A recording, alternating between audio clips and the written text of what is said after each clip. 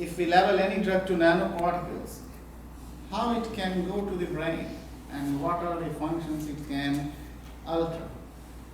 So I must apologize, Dr. Tusi can do much better, but I have to show you these results, that is in collaboration with various organizations. So as you can see that there are several ways of blood-brain barrier crossing, and these things are already published, and some of the drugs can enter into the brain and some not.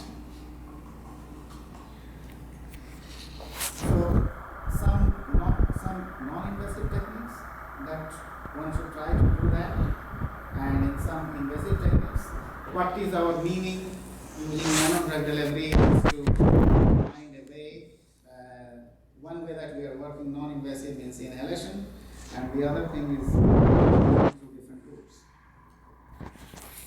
So what is the basic need of nanotechnology in medicine is that normally we have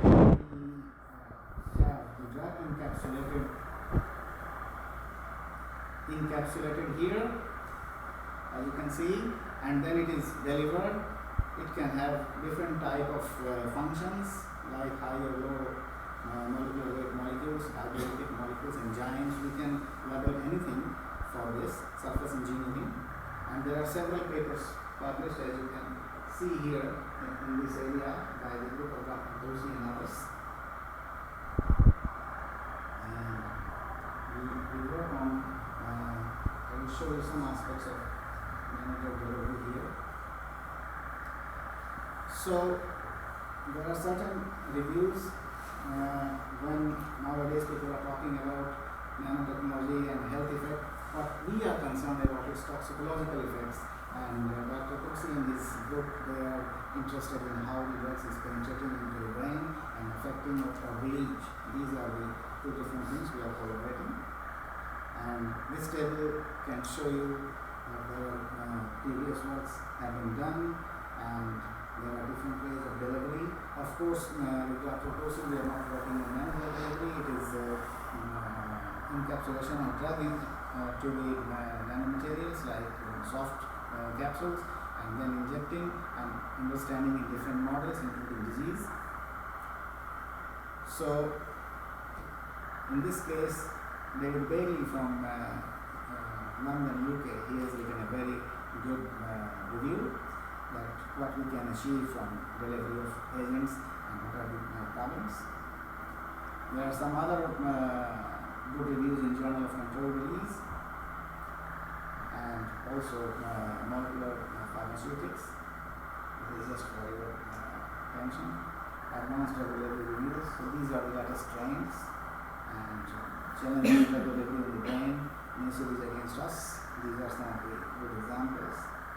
So what we are doing together, that quantification of blood-brain barrier crossing by nanoparticles, distribution of nanoparticles in the brain, safety profiles up to a certain extent, and whether when the nanoparticles deliver the drug can influence the immune system and defense response, trafficking inside the brain, and what are the pathways that could be activated, and finally the blood-brain barrier and CNS cellular dynamics and effectiveness. So these are some of the works done by Dr. Tusi and published in different journals, high-quality journals, including nanomedicine. And the strategy is that he uses POGA, and it is modified and even labeled for particularly different ligand that could be targeted using different protocols. And then the idea is that we have to understand different ways. Here is like intravenous in mice, intravenous in rats, how they can be delivered, the doses, and using fluorescent technique, also toxicity. So there are certain results here. They are fluorescent imaging, and here you can see that unlabeled nanoparticles on this side, and when it is labeled with nanoparticles, the penetration is much more better. And again, the question is, another drug is given, loperamide, and here you can see that when they were level with G7, they can penetrate much faster, much better. And here is the example. It's two kinds of evidences, biodistribution and pharmacological evidences. So when it was level in that way, 15% of the injected dose is present in the brain after 90 minutes. And also we have pharmacological evidence, and test on analysis suggests that 30% of the injected dose can have better effect in the brain. What is the passage across the blood-brain barrier of these nanoparticles? We believe so far does not reach the tight junction, but probably this is the residual transport mode is activated. These are some examples here. Another example that you can see that formulation of one vesicle that can contain the drug and get it transported without breaking or breaching the blood-brain barrier. This is another example of electron microscopy. It is also show endocytosis. This is the way the drug is entering into the brain. And this is a cartoon. You can see you want to show that these are level nanoparticles making binding, going inside the brain. And then the final thing is the mechanism and also internalization. And here hippocampal neuron and glial cells, they are leveled very well. In this case, in both situations. And you can see the dopamine positive signals that he wanted to show. And also the mechanism of endocytosis, inhibition of clotting. He feels that this is one of the important aspects for drug delivery and inhibition of clotting. These are mostly important factors. So endocytosis is clotting dependent in this case. And study on vesicle type is graph 5 positive that he is working on. And in vivo efficacy was also done in application of modified entities for brain targeting. And in this situation, we are still working on other neurological diseases like Huntington's disease, autosomal storage disease, post-synaptic release in neurons. Here is post-synaptic release in neurons that is working with Stanford University. This is a project named ProPen. And you can see that viability of neurons here in this situation is quite clear. So they are not producing any toxicity. This is the example. Given a different concentration, neuron viability can be easily seen. So what I have shown you from Dr. Tosi's work that leveling of nanoparticles and delivery of the drug is quite safe if it is leveled with PLGA. We are also leveling cerebralizing, but some of the results are confidential. I cannot tell you at this moment.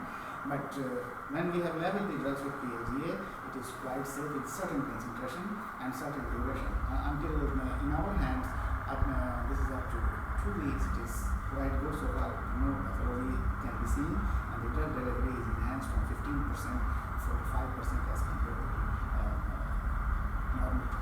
So this is the message Dr. Tosi wants to give you, and I would like to hear your opinion so I can tell him so that we can improve in the future. Thank you very much.